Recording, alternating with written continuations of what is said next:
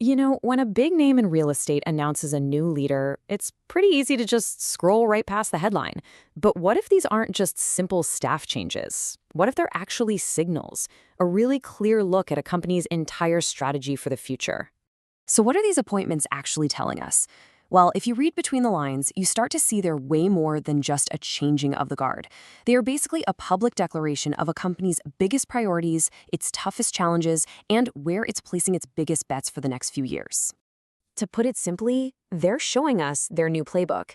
Each new leader comes to the table with a very specific set of skills and a crystal clear mission. So by decoding these recent moves, we can actually see three completely different strategies taking shape across the industry. Let's dive into the first one. All right, first up, Remax. Their latest move pretty much signals a full-scale global offensive. And you know what? They've just put a new general in charge of the whole campaign. Meet Chris Lim. Get this, he's been promoted to president just 1 year after he joined from Christie's International Real Estate, and he's also keeping his title of Chief Growth Officer. His expertise isn't just in any old growth, it's specifically in global growth and brand strategy. That right there is the biggest clue you need to know what Remax's #1 priority is. And hey, this isn't just me speculating. The CEO, Eric Carlson, said it himself. He called Lim a proven growth leader and said this promotion reflects their total confidence in his vision. The message couldn't be clearer. Lim is here to expand the Remax footprint all across the globe. But this is no one-man show. Oh no. Remax is building an entire team around this vision. They've also brought on Pierre Montagna as a vice president and Lisa Senstrom as a director, and both of them have some seriously deep international sales and real estate experience. They are systematically building up their global strike force. So what does this all add up to? The company itself is calling it a focus on smarter global expansion and a unified vision. Every single move is coordinated and every hire is intentional. Remax is playing the long game, but on a global scale.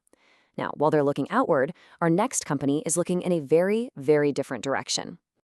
Okay, on to our second case study, Offerpad.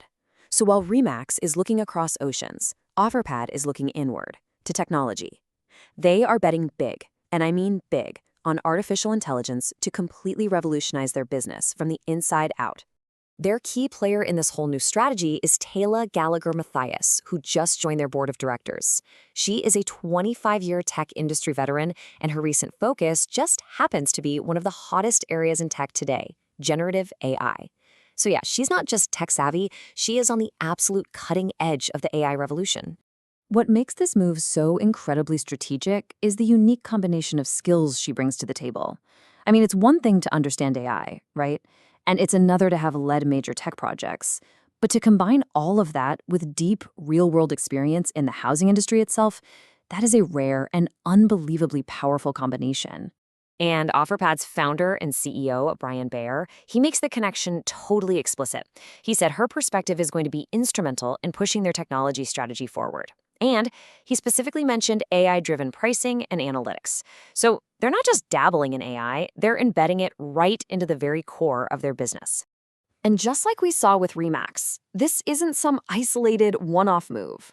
Her appointment comes right on the heels of them hiring a new chief strategy officer and a chief pricing and analytics officer. You see the pattern?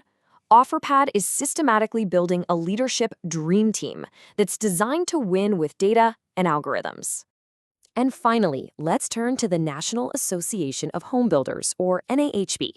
Now, their playbook isn't about global markets or artificial intelligence. It's about something way more foundational, policy. Their game is played in the halls of government. The new chairman of the board is Bill Owens, and his credentials, they speak volumes. He's not a financier or a tech wizard. He's a builder, through and through. He founded his own construction company way back in 1982 and brings over 4 decades of direct, hands-on experience in residential construction. Owens has a very direct, very clear mission.